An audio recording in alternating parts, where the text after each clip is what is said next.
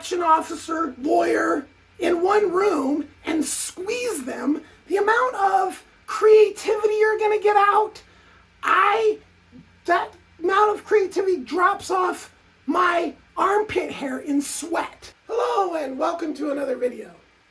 In today's video, I'm documenting all the police harassment that I've received since leaving prison. I went to prison for 7 years for marijuana smuggling. I got out and I was attacked by a neighbor and defended myself and ended up going right back to jail and almost getting another 7 years in prison, 7 or 9 or some crazy thing, like a couple months after I got out. It was nuts. This guy had his stereo cranked it like 3 o'clock in the morning or 11 or so. I don't remember exactly, but this was an ongoing thing with this guy. And he attacked me and I won the fight. And welcome to Oregon. If you win the fight, you're the criminal. Yeah, that's why I don't like lawyers that much, because they write the most ridiculous laws.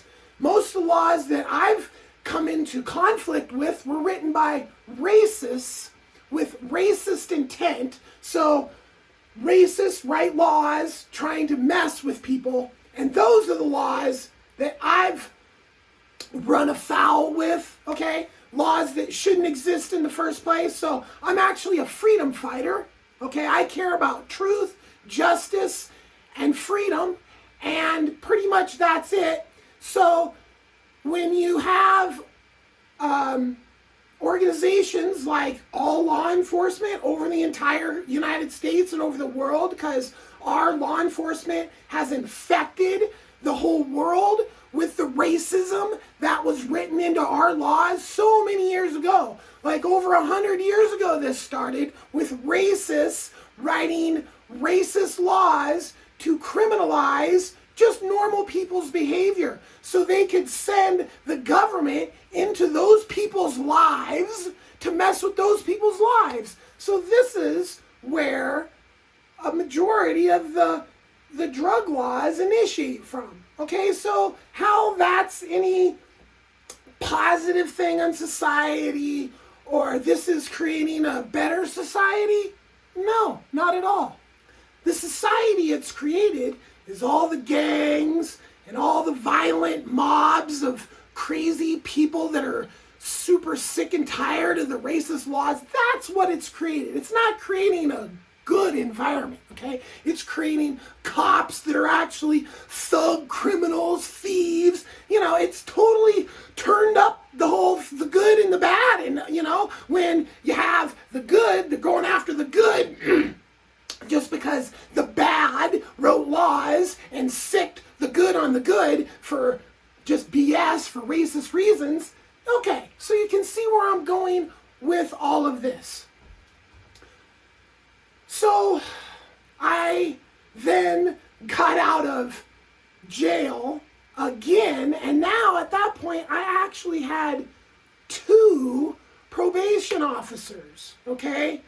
So, and this was all very, very bizarre, because in the federal system, if you get any new criminal activity while you're on probation, like, I never even met anybody that didn't have to go back to prison, right? So, and I mean, I went to trial and I ended up being convicted on, I don't even remember, like the lowest assault you could possibly have, okay? And I was on the phone with my regular federal PO the whole time, you know, being like, this dude attacked me. And I didn't even swing that many times, you know what I'm saying? I rolled him up in seconds.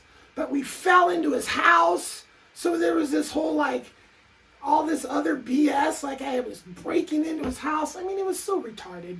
It really was. And the guy should have already been kicked out previously, because he had already broken enough rules, according to the landlords, but because we had 2 brothers, and some were reporting to him and some were reporting to him, and they never got together, so I had to go. I could have sued, I maybe could have owned those people's building. They're because I had to go to jail because they didn't do their own thing. So anyway, the reason I add all this in there is because I got that second state PO, okay? And it was weird that they were leaving me on the streets after getting a second crime, right? Well, the state PO told me why. Because pretty much the feds were expecting me to be some monster criminal. Why would the feds expect me to be some monster criminal? Well, I wrote a movie when I was in prison with the intent of making a movie. It was a very similar to a movie like Blow or Traffic, right along the same lines. I wrote this whole movie. Well, since you have pea-brains that run the federal prison system, all cops are pea-brains, all judges are pea-brains. They're all pea-brains. People think these people are smart. They're not. They're average IQ at best. The entire criminal justice system is run by people who, at best, have just an average IQ. And in vast majority of the cases, especially if you're talking about like correctional officers, we're talking about barely above retard IQs. And this is predominant through the entire system, okay? So you have just dumb, just moronic people running the system. So when they read my movie in their pea brains, they thought that was, oh, I'm gonna go do this movie for real?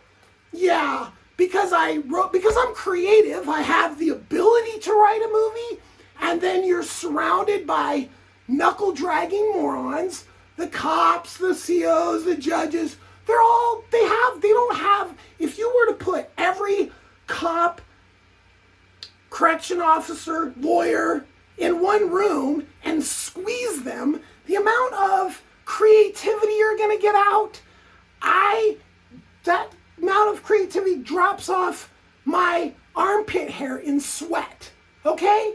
So, you have a group of people with no creativity, no ability to have creative thoughts, to do creative things, nothing, okay?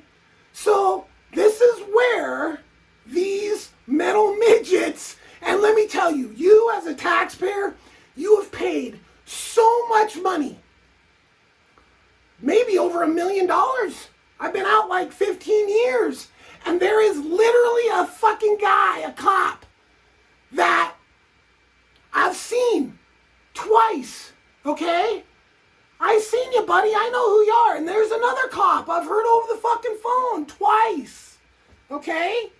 So, yeah, because I have a really high IQ, I'm able to detect all these things and see them. So, the very first weird thing, and I had a roommate at the time, and he shows up with this girl, and I don't know where he met her, but her and I hung out for a night, and it was super weird, and the vibes that I got from her were just like, whoa, super weird, where I was like this, right? So I don't remember her name, I don't remember anything, but yeah, I literally stopped messing with this friend because he took that girl over to my girlfriend's house to buy weed from my girlfriend, right? So that whole thing was super sus. Then I was selling just things on Craigslist at one point. I was like trying to do maybe a little hustle where I'd buy old shit and sell it, you know. And I had this pair of VIOP, voice over internet protocol headphones with the little thing, right? You plug it in your computer, you can talk on the phone. I was selling it. The guy that bought it from me, sus, totally acted like a cop, okay? So then I was security which I wasn't supposed to be security, because in Oregon, there's a law that makes, if you're doing security at like nightclubs or any of that, you have to be state licensed. And there's levels all the way up to armed guns. Well, if you're a felon, you can't even get the most basic license. So technically, felons are not supposed to be doing security at all. Okay, well, I knew a bunch of security, nightclub owners, and all this stuff. So when I got out, I just was able to work security. And I was hands off the vast majority of the time. So I was doing things like checking IDs, that kind of stuff. I mean, I did have to go hands on. And that's eventually why I stopped hanging out at bars altogether, because I couldn't just go to a bar where I knew people and just hang out and have a normal night, because some shit would go down and the owners would look to me as, okay, time to go, get busy. I'm like, I'm just chilling, I'm not even licensed, I'm fucking drinking. And it was time and time again that I'm going hands on, not even on the clock, and they just expected this shit from me. Fuck that. So I even stopped hanging out. But anyway, so there was an occasions when I was security, specifically at this club called Subterra, at the door, which it's not unheard of for the cops or the OLCC to send underage, at clubs or whatever, but it was ridiculous, way more than any normal, because they knew I was on the door, okay? Then, again, security for a dude that was like a conspiracy theory show on like a Monday nights at this place called Dante's, right? So, and this guy and a woman come in, I'm security, and it's 100% they're cops, and they're in there starting shit to see what I'm gonna do.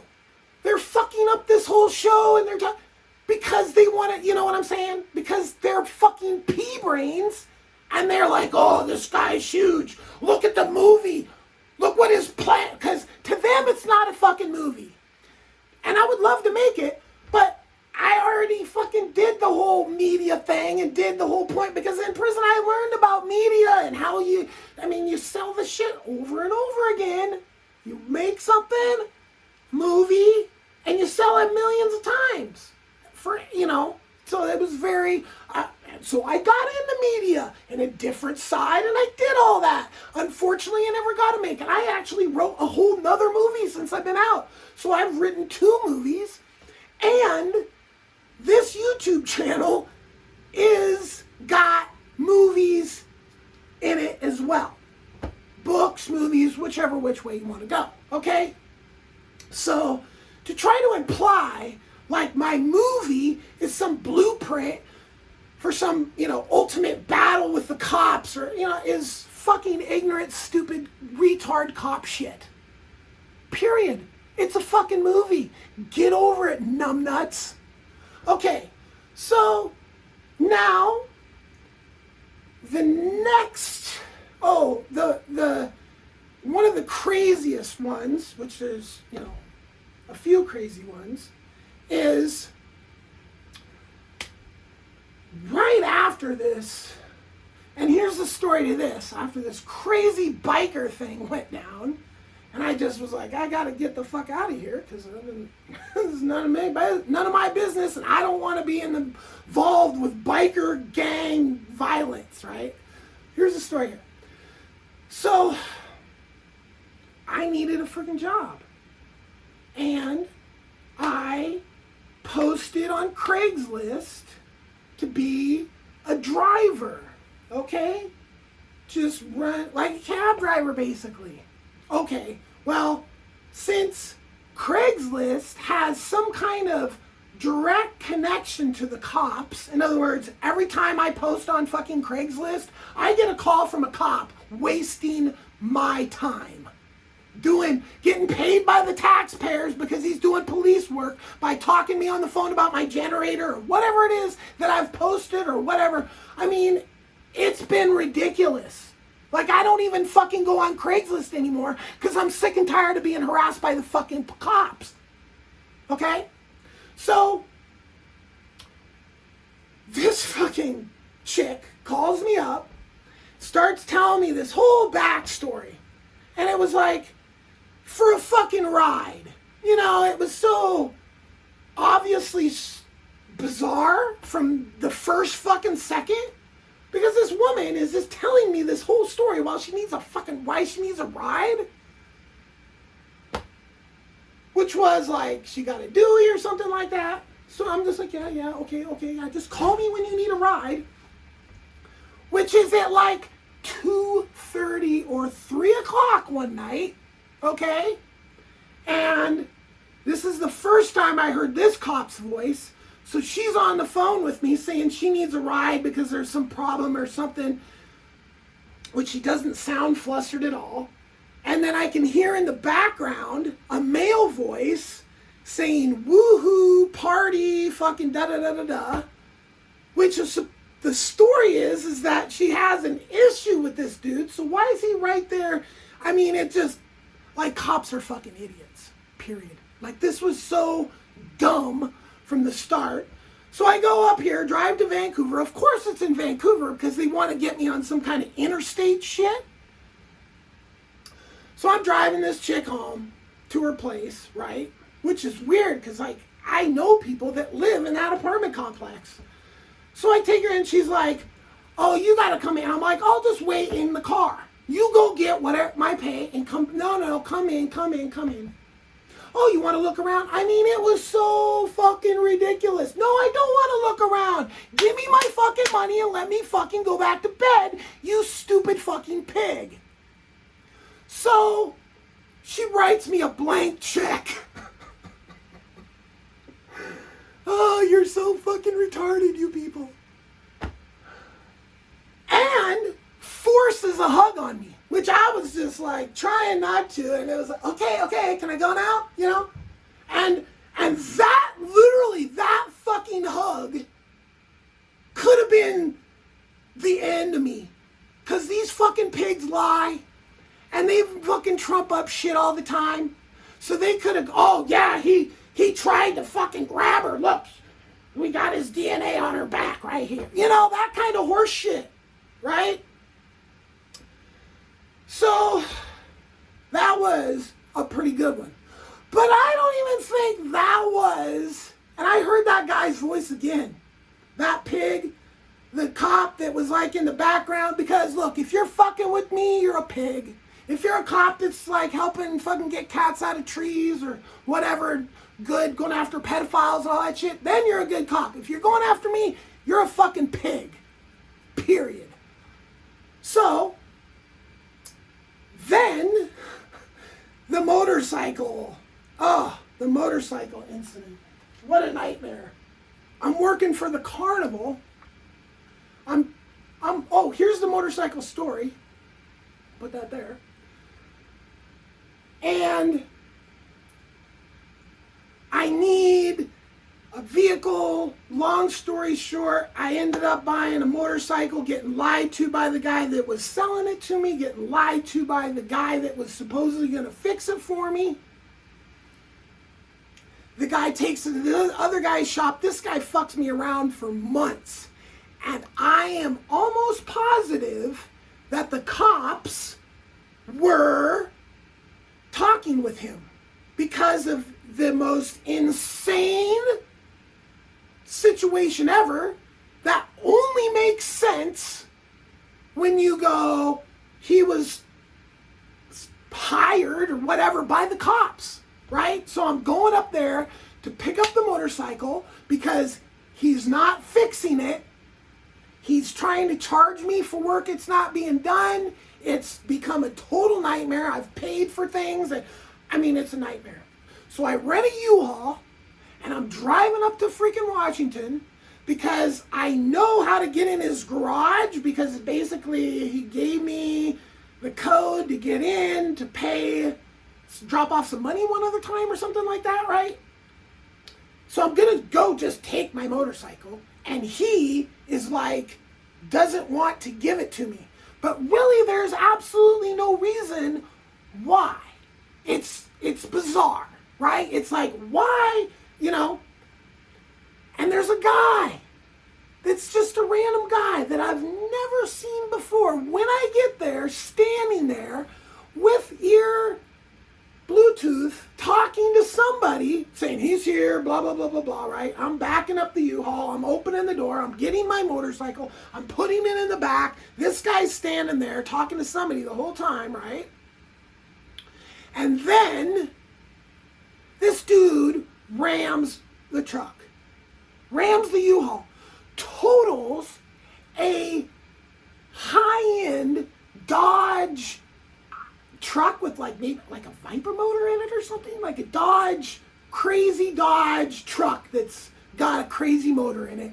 He rams the U-Haul, totals the truck, like, what are you even doing here? And then he gets out and he's in my face telling me not to do anything about it. Right? It was so weird.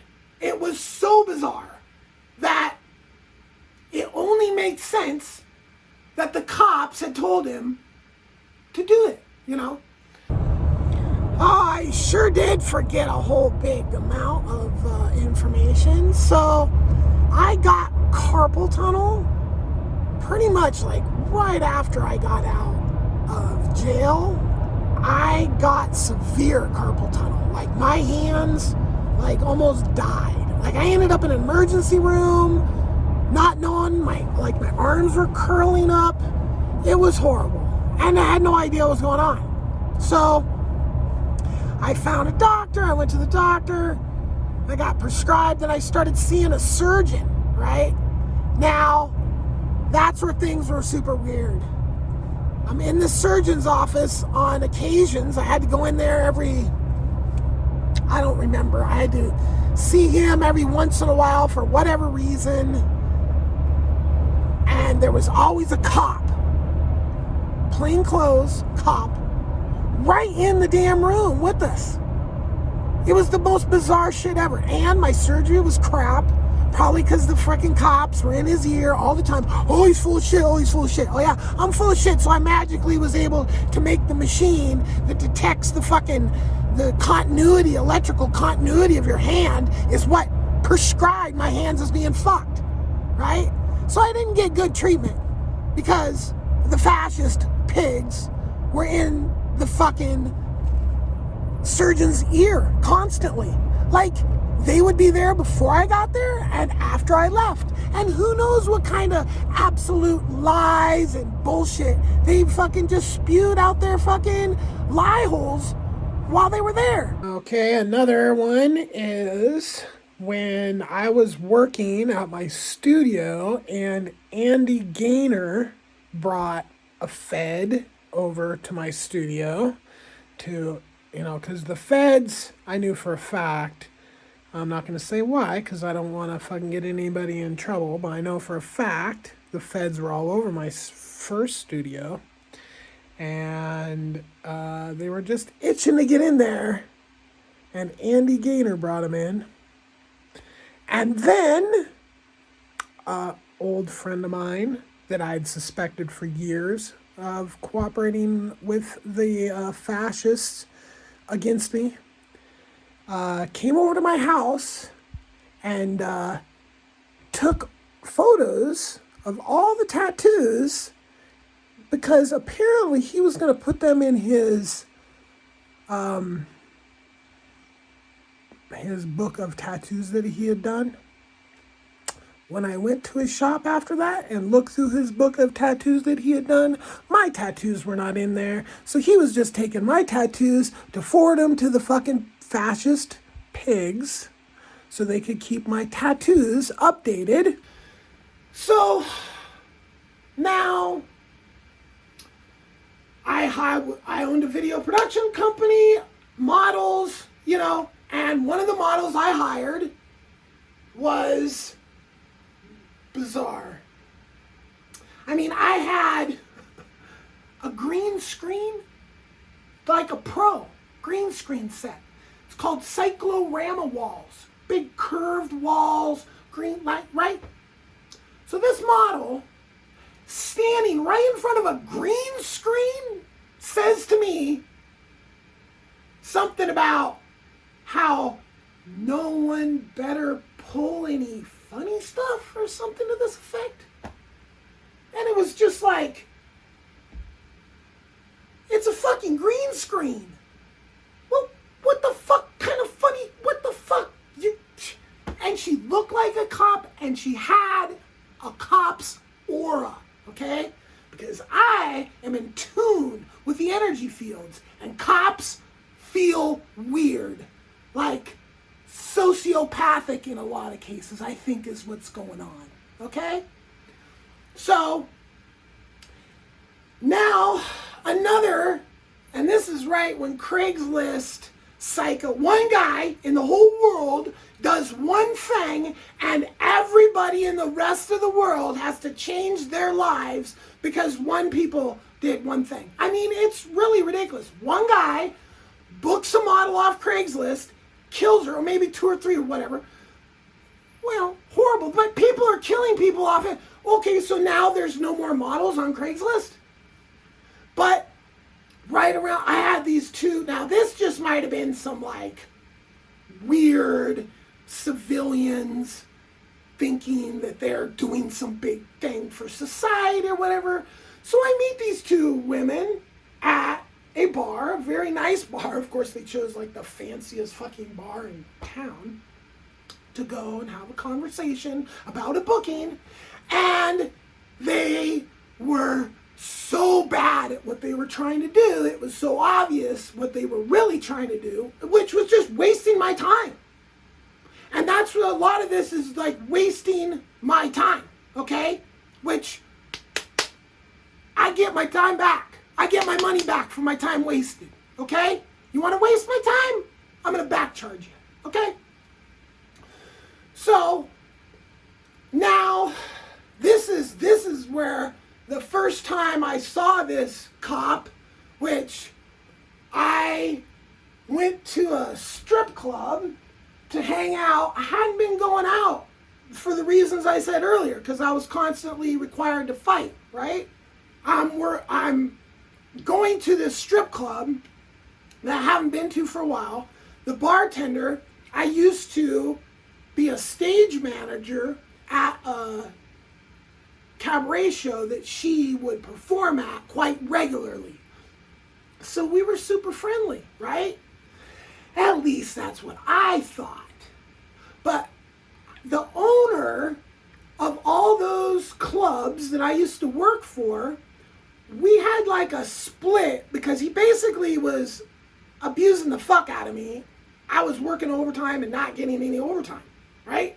Working these crazy hours in the middle of the night for shit fucking wages. And no overtime. And so I got fucking fed up with it, okay?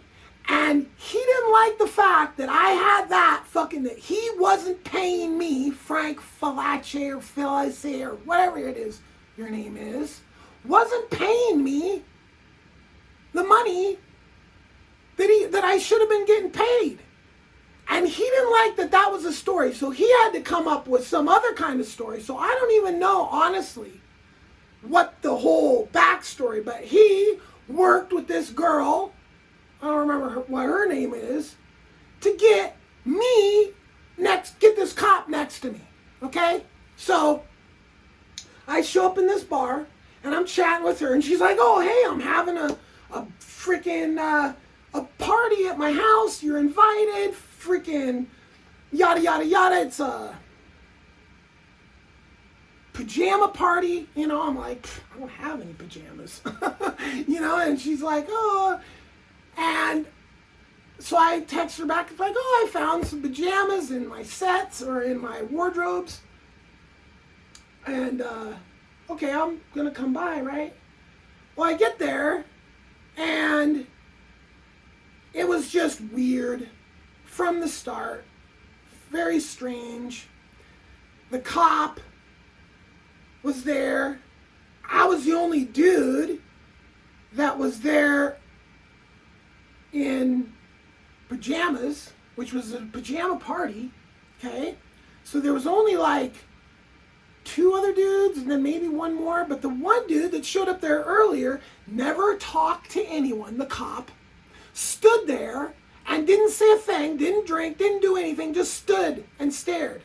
And the same fucking cop a year and a half ago showed up in Bend, Oregon, in the fucking strip club that I'd been sitting in for.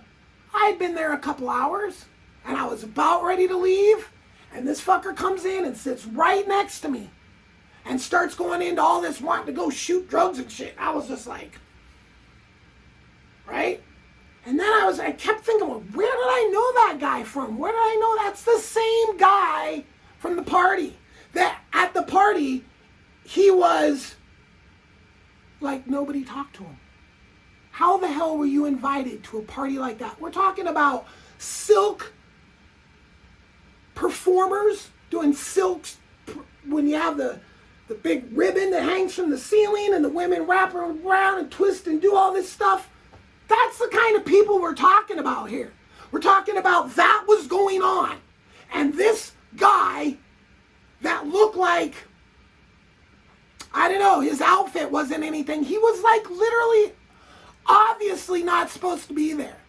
Okay? And then so I know that there is a level, like now when I call, like for instance, I'm trying to prevent an ecological catastrophe that I discovered out here in this region that's being ignored. I mean, it's quite insane how this region, county, is making filings to the state that they're in a desperate drought situation, but they don't want to do anything about what's causing a part of the drought, which is the junipers, okay? So I've discovered all this. I've done all this on this now. I'm calling state agencies, right? And calling newspapers and calling scientists and all kinds of people, right? And I never get a call back because I call, for instance, Jackson with the Central Oregon wetlands fixing, right? This dude named Jackson something. I don't remember. I talked to him on the phone. He's like, wow, blah, blah, blah. I'll get back to you. Never calls me back. Why doesn't he call me back? Because 2 seconds after I get off the phone with any one of these people, they get a call from the fascists telling them whatever fictitious story they've made up about me, that I'm like Satan incarnate or whatever, okay? So you literally now have these people, fascist retards, making this huge paycheck every month for making global warming worse. Nobody will listen to what I'm saying about the situation because the freaking fascists call him, tell him some horse shit like he's crazy or he's a terrorist that's trying to, whatever. I have no idea what these people made up. They think my movie is some kind of blueprint, okay? So if you're that fucking stupid to think a movie is a blueprint, then I don't know what kind of further ignorant, stupid shit you could think, because I've been trying to save the fucking planet from its own stupidity since ever. You got liars, that racist pieces of shit that say cannabis has no medical value. Well, I've been fighting that. I'm on the winning team for that. I would have been all over getting on to climate change. I was ready to get on that stuff in the 90s. So ready. Yeah, this is a problem. Let's fix it now. Oh, but then we spent 30 years debating with the religious idiots whether it was real or not. Okay? And all these religious idiots are the cops as well. I mean, it's the same crew. The lawyers and the cops and the freaking climate change deniers. That's the circle of idiocracy that is gonna basically kill us all. I mean, at this point, I'm not even sure if I was able to get done what I'm trying to get done, if it's gonna make any difference, because all the other things have gone too far. We should have done this 30 years ago, okay? So I am almost positive that, or no, I am positive, 100% positive, that then there was some sort of criminal bust out here where I live, and the cops were busting somebody for something, and at that point they were telling that person that I was a big deal. Okay, now I'm a big deal to cops because they get huge free paydays. I mean, the cops have stolen. I'm not talking about forfeiture. I'm talking about fucking stealing over $300,000 fucking dollars from me, okay? Stole. Forfeit another 200 plus thousand, okay? That's why the police say I'm a big deal, because they come to me for their free fucking payday. They stole my bike. They stole my every fucking thing because I'm a cannabis smuggler. Because a racist wrote a law in 1933 to go after Hispanic folks. That means that the cops of today can just steal all my fucking shit, sick a fucking arsonist on me, trump up fucking all kinds of shit, waste my time with fucking cops calling me, trying to trap me into who knows what the fuck kind of crimes. Okay? So, what are we gonna do about all this? We're coming up to the fucking what's the name of that thing? Freedom of Information Act. So, this is my documentation of now we're going to get the actual paperwork and we're going to line it up with this video and we're going to prove that I'm being fucking harassed for a long time by fascist fucking retards. Okay? So, and I probably have even forgot some of the situations, right? There's probably even more. Like, I know for a fact that cop's voice I heard, and I don't remember the other situation where he was on the other end of the line, but it was twice I heard this guy. Okay? Twice I see that other guy. All right? So, my message to cops is, stop being fucking racist. The laws you're enforcing are written by racists with racist intent, and that's why there's so many fucking problems. Stop being fucking thieves, and stop fucking preventing the fixing of our fucking climate. Peace.